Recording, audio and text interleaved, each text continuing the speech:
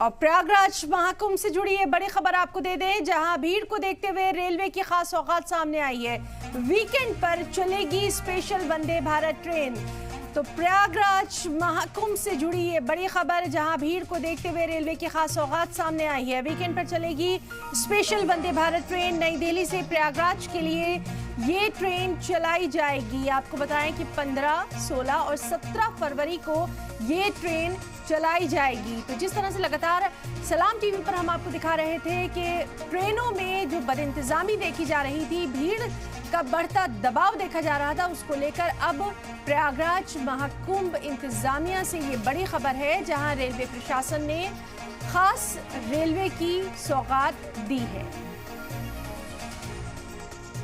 Special Vande Bharat train का संचालन किया जा रहा है। यह ट्रेन 15, 16 और 17 फरवरी को चलेगी। इस ट्रेन का नंबर होगा 02252 02252। ये वंदे भारत स्पेशल ट्रेन नई दिल्ली स्टेशन से सुबह 5:30 बजे चलेगी।